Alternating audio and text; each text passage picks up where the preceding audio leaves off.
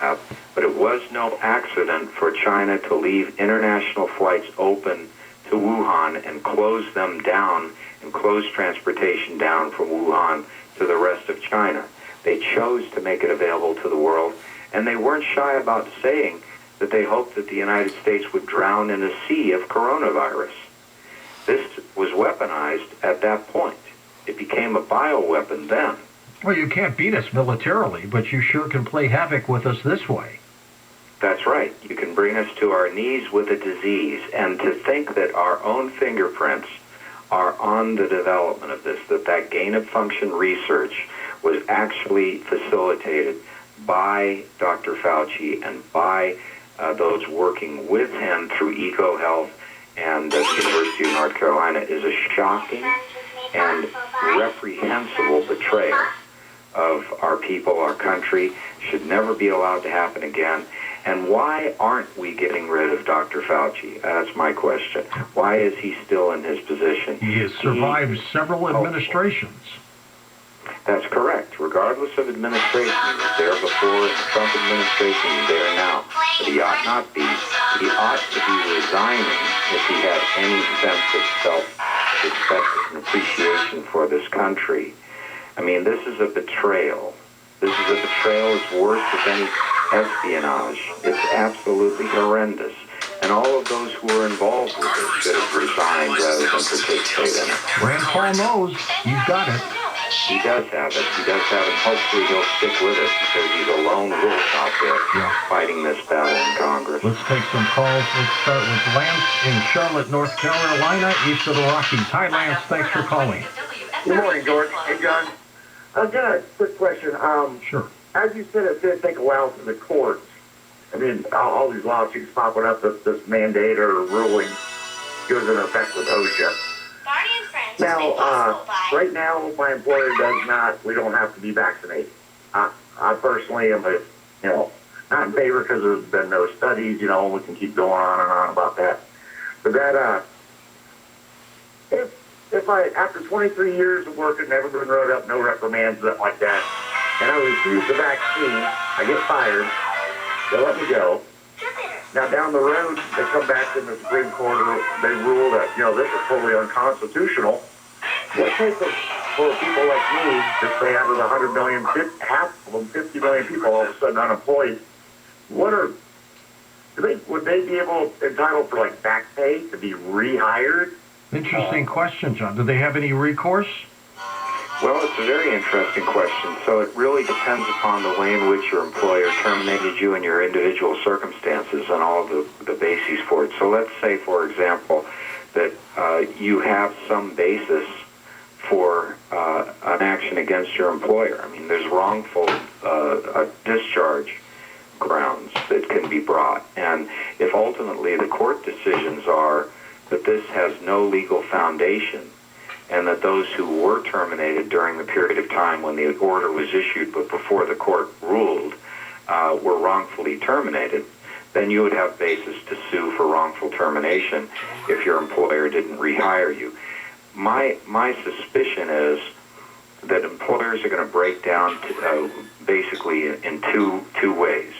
One way is total complicity in this, and those that have leadership that are already convinced that everybody ought to be vaccinated that haven't had the willingness to impose that requirement are likely to, of course, follow the direction of the administration.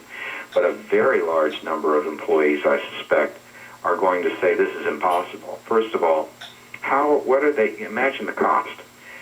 If you have to test everybody, remember there are two ways of going about this. One is the vaccination mandate, but if you don't follow the vaccination mandate, then you can still be employed as long as you are weekly tested for the virus, right?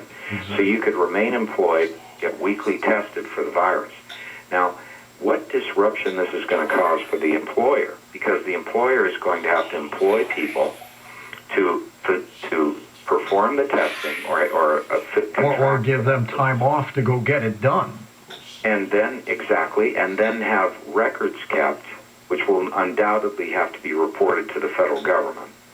and then have risk managers employed to ensure that those records are properly kept. And then the employee is going to have rights to know how the tests turned out. What about all these false tests? We have false positives. How are they going to deal with that? How are they going to know that it's a false positive? How are they going to assess that risk? They're going to have to expend a lot of money to do the testing. Then what about validation of vaccination? I mean, people can falsely assert that they were vaccinated. How much of a burden are you going to place on the employer to determine that indeed someone was vaccinated? Do you have to have an affidavit from a physician? Or you send in a copy of your card or something, your vaccination card? Or how are you going to determine that the card is legitimate? How much pressure is the federal government going to place on these private companies? How far are they going to insinuate themselves into the operation of business? Because if you can determine who can be employed, then you run a business, right? So the federal government could end up effectively running businesses across the country with 100 people or more through this avenue. And so this is a hardship for far-sighted business owners. If they really understand the risks, I think they would object. So I do expect that many of them will sue. I think so. For the time being, there may be hardship experienced by those who are employed. Could be a class action suit, Jonathan. Yes. And there may be hardships experienced by those who are employed who will have to go through testing during this period, and that's unfortunate. But I think sooner or later, we're going to see redress from the courts.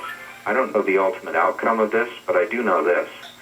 There are so many arguments against this that stand on very solid legal grounds that in the end, this thing, rather than being a solid brick wall of enforcement, is going to be riddled with holes and is going to be largely useless.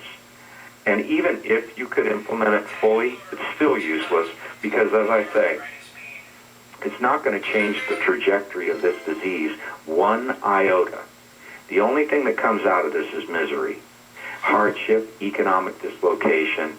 This is a brutal act of authoritarianism. This is a draconian dictatorship type of a thing. Where did this come from, too? Where did this come from? I mean, this comes from a president who said back in December of 2020, I am opposed to mandates, and now it's all over the place. What happened? The sad reality is that I don't think if we look carefully at what Joe Biden has said on any number of fronts, unfortunately, he contradicts himself with some regularity. So it makes it difficult to trust what he says. By the way, he went off script today with a White House briefing, and the White House pulled the plug because they didn't want him to go off script. So they pulled it. Yeah, he is in many respects a empty suit filled by others, right? Unfortunately for us, we have a president that really is not there spatially or temporally, but he is willing to be the mouthpiece for some very radical people.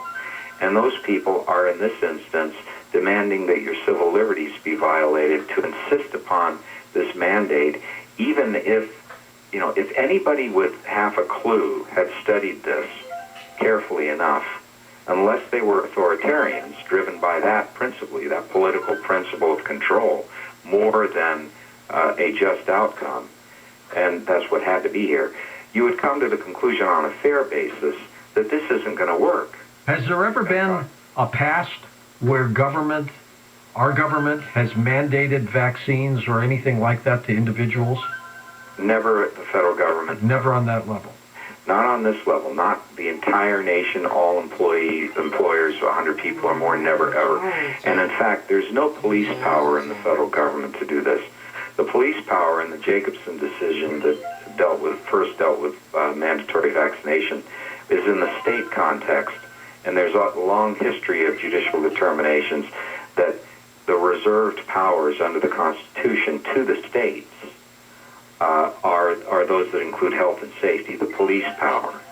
But there's no general police power for the federal government. There is no constitutional power for the president to do this. There's no constitutional power for Congress to do this. This is inherently legislative in its nature. And therefore, at a minimum, the president would have to seek a law through Congress to do this. But this is a straight power grab where he's throwing a fit and saying, I'm going to make you Americans adhere to my will. You will be vaccinated. He doesn't have that power. He can't.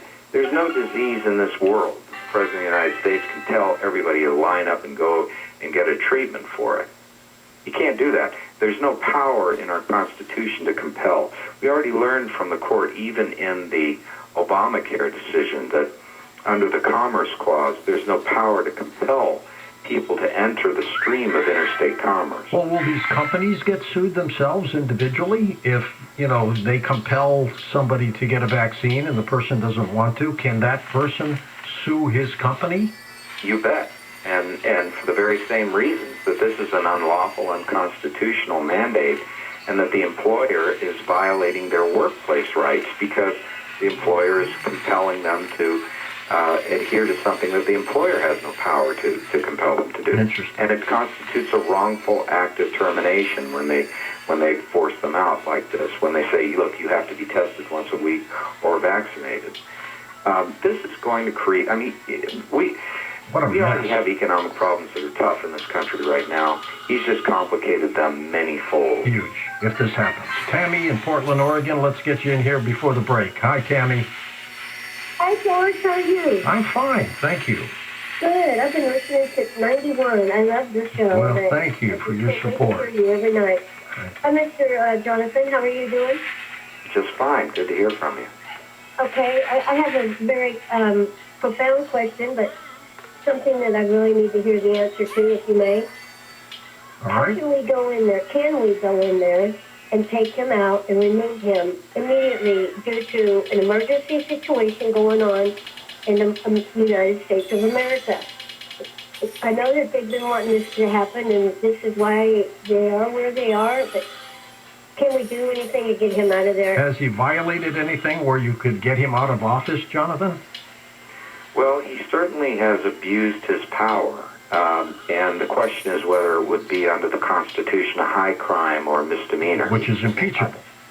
Which is impeachable. And I think he probably has committed, if we look at the panoply of everything he's done, for example, his knowing violation of the Constitution in the instance of the suspension of rent, we may find that he has committed crimes, or that he has violated federal law, or that he has violated knowingly, wittingly, or that he has violated the Constitution. But the categorization of high crimes and misdemeanors is a very limited universe of crimes, essentially that he has taken actions that have prevented the operations of government. You may be able to find that. But the bigger issue is what happens if he's impeached? Then you have Kamala Harris becoming president. What happens if she's impeached? Then you have the Speaker of the House, Nancy Pelosi, becoming president. The parade of horribles from all of these alternatives, you're likely to get the same policies. You're likely to get more, if not worse policies. So our solution, unfortunately, is we are in a storm. We put this man in. We've got to take him out, but the way to take him out is through the electoral process and through changing the composition of the Congress of the United States. Or he backs down and says, 2022 to do that. Will he back down and say, I was wrong, the mandates are wrong, folks, I'm sorry? Well, the problem with Joe Biden is that that's not part of his history. That's not his demeanor, is it? There's a combination, in my judgment, of ignorance and arrogance in Joe Biden that's very, very dangerous. And he seems to have this uncanny ability to come down on the wrong side of almost every issue. And by wrong side, I mean the one that hurts America's interests the most.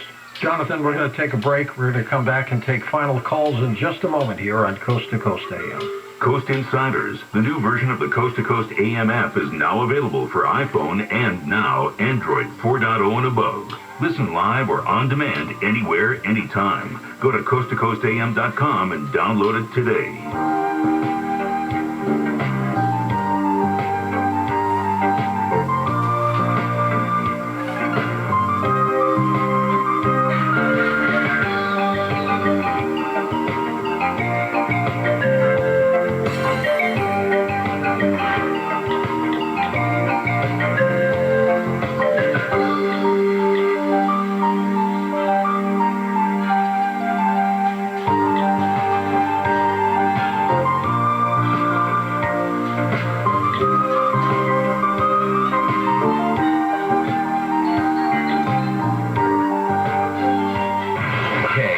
News on the hour, on the half, and when it breaks. Biden on the recall and USC football change at the top. I'm Johnny D'Agostini from the KFI 24-hour newsroom. Today's the day of California's gubernatorial recall election, and President Biden is making a final push to keep Gavin Newsom in charge. The eyes of the nation are on California, because the decision you're about to make isn't just going to have a huge impact on California. It's going to reverberate around the nation, and quite frankly, not a joke, around the world. Speaking at a rally in Long Beach, Biden argued voters can keep Newsom in office or they'll get Larry Elder. He's the clone of Donald Trump. Can you imagine him being governor of this state? Biden urges Californians to turn in their ballots and not let Newsom get recalled. Meanwhile, Larry Elder went on Tucker Carlson tonight on Fox to assail Newsom's record on crime, COVID, homelessness, and the cost of living. Elder is leading the pack of Republican challengers hoping to take Newsom's job. A 3.6 magnitude earthquake struck this morning north of Los Angeles. The quake was centered about 3 miles northwest of Thousand Oaks, which is 35 miles north of downtown Los Angeles. The shaking started just moments before 8 a.m. There are no reports of damage or injuries. USC is parting ways with its head coach after only 2 games into the season. USC Athletic Director Mike Bond announced head coach Clay Helton was fired on Monday following the Trojans' 42-28 upset loss to Stanford at home on Saturday. Helton took over as USC's head coach in 2015 and led the Trojans to 3 Pac-12 South Division titles, a Pac-12 championship, and a 2017 Rose Bowl win. Dante Williams was named the program's interim head coach for the rest of the season. Bone said USC will conduct a national search for Helton's replacement over the next several months. Southland weather from KFI, mostly sunny today. Low 70s at the beaches, mid-80s in Metro LA, high 90s in the Valley, and mid-90s in the Inland Empire. It's 65 degrees in Anaheim, 62 in Simi Valley, 71 degrees in Van Nuys. Wheelie Local from the KFI 24-hour newsroom, I'm Johnny D'Agostini. Fountain Valley, we have a full freeway closure. 405 northbound from Magnolia to Beach Boulevard. All lanes are going to be shut down for road work until 5. Your drive is being diverted off onto Magnolia. And in Mission Hills, we have good news. Earlier crash on the 405 southbound after Devonshire has been cleared from lanes. Your drive is recovering in that area. North Hollywood, we have a work zone. It's on the 170 northbound from the 101 to Magnolia. Right lane, that's going to be off limits until 6. KFI and the Sky helps get you there faster. I'm Brian Vance. We've all heard that you've got the right to remain silent, but have you ever really thought about what that means? It's the police literally telling you to shut up. I'm attorney Darren Kavinoki from 1-800-NO-CUFFS.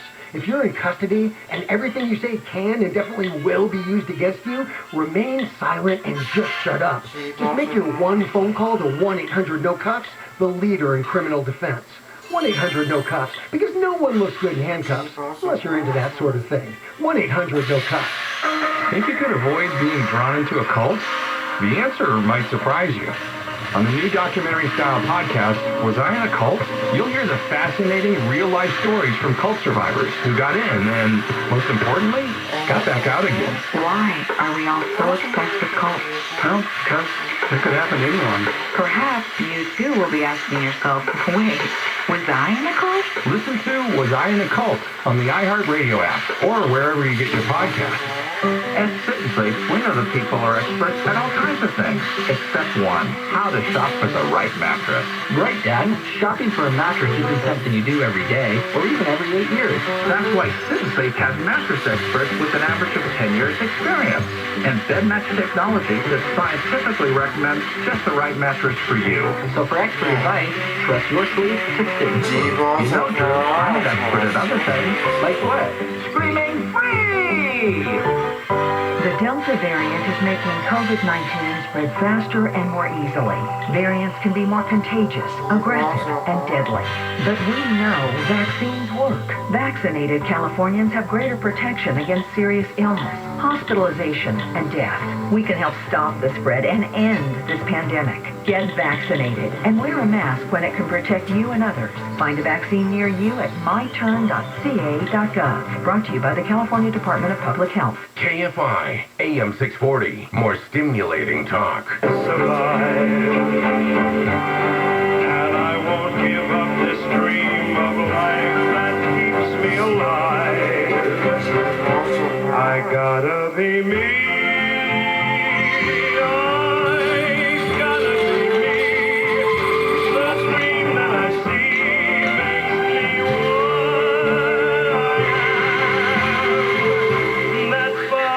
To talk to George Norrie, call the wildcard line at 818-501-4109. The first-time caller line is 818-501-4721. To talk toll-free from east of the Rockies, call 800-825-5033. From west of the Rockies toll-free, call 800-618-8255. To reach George via Skype, use Skype name George97313. Send George a text message anytime at 818-298-6521. This is Coast to Coast AM with George Norrie. We'll be back in a moment with final calls with Jonathan E. Mord. Next hour, Keith Miller joins us, a psychic, as we talk about a handbook of psychic energy and manipulation. So make sure you're part of the program. Have you signed up yet to become a Coast Insider? Well, if you do, you know what kind of great time you're having with it. If you haven't, you're missing out. I love being a Coast Insider. I travel a lot. I can always have my shows. I download them on my podcast and never miss a thing. And every show I learn at least one thing. Hey, this is Buck. I'm a Coast to Coast Insider, and I'll tell you what, it's a great thing for me. Here in West Virginia, we get inundated with snow. It doesn't matter as long as we have our provisions. I've got 5 years of coast-to-coast programs to play. It's only 15 cents a day, and you can sign up by going to coasttocoastam.com right at the top of the homepage and fill out the information, and you are a Coast Insider. While listening to the show, you might be under a lot of stress. This could help you. If you feel stressed, suffer from fatigue, moodier than usual, or would like to fall asleep easier and sleep more soundly while losing weight, do we have something for you? Accelerate and Elevate. I take Elevate Performance Supplement in the morning for energy and laser focus for work. Then before bed, I take Accelerate, weight management and sleep combo. And indeed, I now sleep soundly through the night. Plus I'm losing weight. It's amazing. I've maybe gotten 4 to 5 hours of sleep max a night. I'm sleeping between 6 and 7. I wake up to use the bathroom, but I go right back to sleep, which has never happened before, which is pretty awesome. I noticed a higher level of happiness. I also noticed that I wasn't taking naps. I had more energy. I was more in the moment with my kids. Like, we were laughing more. We were more excited. Every single person needs to feel this. I lost 10 pounds and 5.5 inches off my waist, and I'm so proud of myself. It gives you energy. It helps you sleep better. It just works. I stand by it 100%. I was on a handful of medications to help me sleep, to help me be happy, tons of therapy. When I'm ready to go to sleep, I'm getting 7 to 9 hours of sleep every night. I've lost some pounds, inches mainly. My family has me back. Try Accelerate and Elevate, discounted for listeners to the show. Plus, further discounts with the George's Power Pack, including a free gift. Learn more and order now at healthylooking.com. That's healthylooking.com or 800-394-9930. So jump on the path now to all-day energy, better focus, better sleep, and weight loss with Accelerate and Elevate at healthylooking.com. That's healthylooking.com or 800-394-9930.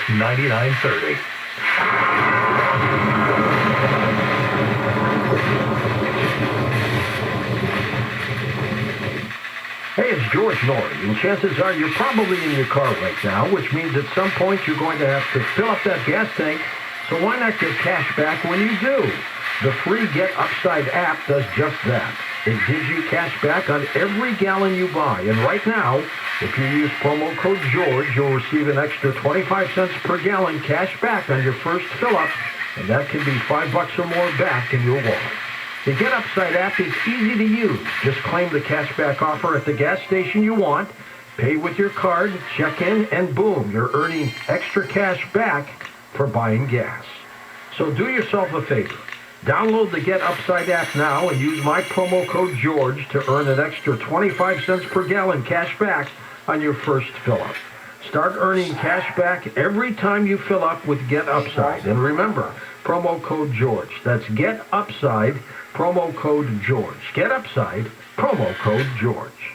Right now, people are home with their pets more often, and I think now, especially with the shedding, they're more cognizant of what's going on and that it's an actual issue, and Dynavite has helped tremendously in our house with that. I just heard the Dynavite commercial so many times that I said, you know what, I'll give it a shot, and I ordered it and tried it, and it worked. The Dynavite, the being at home, working with them, they all love it. Me and Chewy are together 24/7. Within 3 weeks, he's not scratching and itching, and he's an all-around happier dog. DINOVITE.com.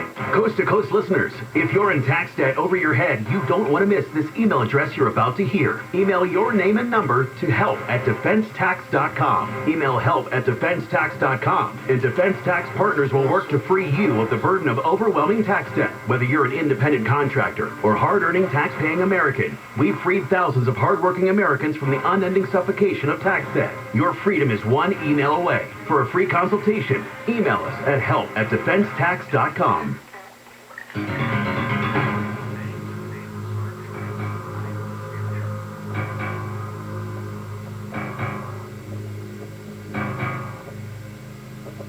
And welcome back to Coast. George Dory back with our American hero, Jonathan Emord. Jonathan, you do look out for our rights. I got to tell you, thank you for that. Still there? Oh, we've lost him. Call Jonathan back. He is departed, but we'll go to the calls. Let's go to Carl in Boston. Welcome to the show. Hi, George. Thank you. I was going to tell your honored guest that he's very welcome on the show because I like hearing it. I had a question for him, but... yeah, we may get it back while you're still on, so that's okay. That'd be cool. Well, my first comment is to you, George, Cornelius, and everyone who didn't get the jab.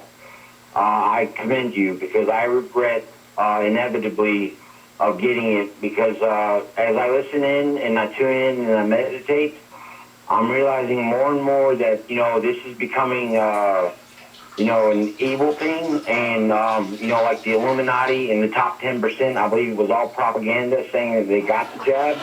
So I believe this has to do with population deflation. And I don't know, it's just, I think it could possibly very well be the mark of the beast. This is just my opinion. I'm not trying to cause a riot. Well, I understand. Like and we have Jonathan back here, Carl, too. And John, did you hear some of that? I did hear some of it. I hope I didn't miss the most important part. I appreciate that there are things that are very sinister going on. In my book, The Authoritarians, I document the rise of this movement to deprive us of our civil liberties and how it's embedded itself in the administrative state, which is, in fact, a workaround, to use Chief of Staff Ron Klain's language that he's used in this instance of imposing the mandate, a workaround the Constitution. And that's what they tried to do. People so hungry for power, so hungry for control, that they're willing to violate the basic constitutional protections of rights and absorb power, unlimited power, and impose their will, using every opportunity, to use Rahm Emanuel's language, every crisis as a means to justify ever greater government control. And that is an untold history of the United States. I documented copiously in The Authoritarians. So there's a point there to be made. It is evil, in my view. I share that with the caller. It is to be so selfish and so unpatriotic, so anti-American, if I may say, to sacrifice everyone's rights, to destroy the power limitations in the Constitution that are designed to make the people sovereign, so that you can instead make yourself all-powerful, is a very, very evil thing. And it comes across with a person with a smile. It's beguiling in the sense that it comes from people who are professing that it's in your best interest to leave your liberties to the government, to allow the government to take charge. And that's what we have in this instance with COVID. They've blown all out of proportion this disease. It's horrible, but it's affecting 3% of the population. And to say instead that this is the end of our way of living, that we have to accept now government draconian controls, that we need to do what the government says at every instance, or else we're going to get sick, or else we're going to be incapable of overcoming this. We will overcome this. What happened to the 40 to 60,000 flu deaths we get every year? Last year they reported 500. There's a lot of misreporting too. This corruption goes deep, and we have a lot of misinformation. People who have multiple diseases will die from a heart attack, but they may also have had COVID. The COVID is not the causative factor of their death. Nevertheless, they're categorized as a COVID death. Yes. So there's a lot of inflation in the figures here. That's true. Next up, go ahead. Finish up, John. All I'm going to say is we should be skeptical. It's healthy to be skeptical of our government. We shouldn't take things at face value, and we certainly shouldn't allow censorship. And what we have it in our power with this, even with this situation, to contact our members of Congress and make loud and clear our opposition to this, which we should do. And if enough of us do it, if enough of us will stand up for our rights in that way, there's a chance Congress will pass legislation to block implementation of this. Of course, the president would veto it. It would have to be overridden by Congress, and it's hard to get a supermajority of Congress on anything. Yeah. So it may well be that the courts are the only solution.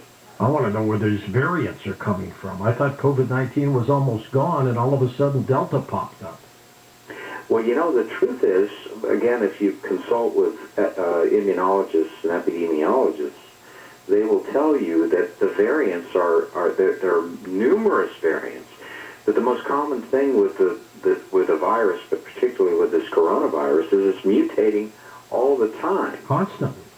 Yeah, so you end up with variants very regularly, and some are more virulent than others, but over time they all become far less virulent. And within a year, we're likely to see this thing become very much less significant. But will the government let us know that? Will the government maintain an endless emergency? All depends on who's in government. That's right. All depends. Roni is with us in Massachusetts. Welcome to the show. Hi, Roni. Hi there, George. Thanks so much for the opportunity to talk. Thank you for continually fighting. You're a beacon of truth. We will do the best we can forever. Excellent. Okay, and Jonathan, pleasure to talk to you. Everything you're saying is making so much sense, and thank you for acknowledging the fact that this is a sinister plot behind all of this. Sometimes I wonder if we've gone beyond the point of reason. But I want to ask a question. I'm the president of an educational consulting organization called Learning Lens. I work at the national level. I work with educational leaders, state departments of education, and all the way down to the teacher level and, on the direct level, schools and districts. So my question is in the field of education. Often what you hear about is these individual parents going to school board meetings and these individual school districts that are making decisions on either side of the aisle. From the inside, what's really happening is that the educators and the educational leaders especially are trying to make strategic decisions, but they feel just as helpless as the rest of the community. They're getting their information from the same conflicting sources. They're getting mandates from above, from state departments of education, connected to the commissioner's office, connected to the governor. So for this one-at-a-time approach, parents going to school boards, as much as I commend that, individual teachers saying we're going to leave our job, as much as I commend that, how do we launch an actual systemic legislative effort? Jonathan, I feel you hold the key. The law, the Constitution, the backbone of our country. Is it possible to launch a systemic effort, not this one-by-one approach, which could take forever? And if you can explain that, I would love to join you in that. Call me up.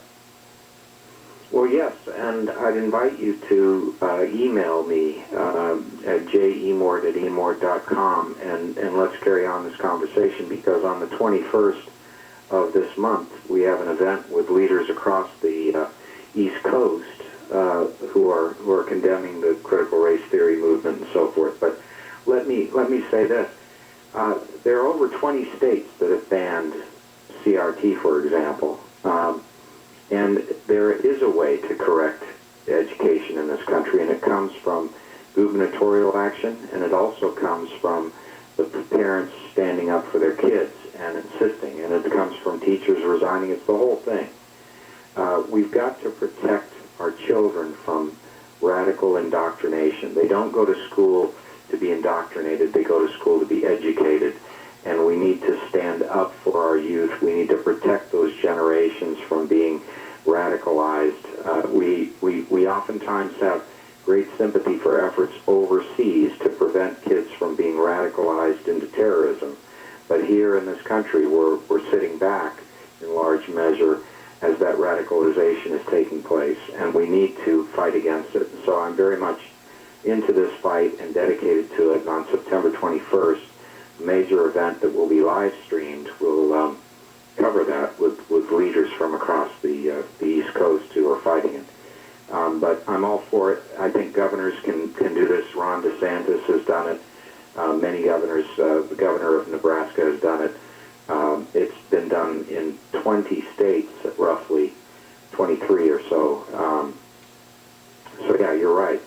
You have to root it out, and it needs to be eliminated from the administration, and the people who are responsible for engaging in this child abuse, I call it, need to be called out. Those who are doing it in the classroom, teaching, and those who are also making it happen as administrators need to be called out, identified publicly, excoriated, and removed, and there needs to be a change in the law to prevent it. Off to Virginia Beach we go. Michael's with us. Hey, Michael, go ahead. Hi. Jonathan, boy, you are really powerful. I mean, wow, I've been sitting here, and I had questions which one question which I put through Tom. I mean, you can cover so much ground. I'm losing you. Yeah, there you go. I'm sorry. I was losing you on the phone. Okay. Here's what I've got to say to you. Christians have been immunized by the Bible to recognize that a plot will come, a Satan incarnate in government will try to use nanotechnology-sized computer chips by putting them in your hand, your arm, your flesh. Now, you say we need to be organized. You had this wonderful caller, the woman, a few minutes ago, basically decrying the fact that there's not a really good organized effort out here. But during the civil rights movement, preachers put their lives on the line to stop this wretched apartheid system that was in place. But we're seeing preachers hiding like sheep themselves. They're supposed to be shepherds. And I think we have to go with the idea of immunizing people against taking this forced injection. There's 3 companies that Biden has probably invested in very heavily. There are 200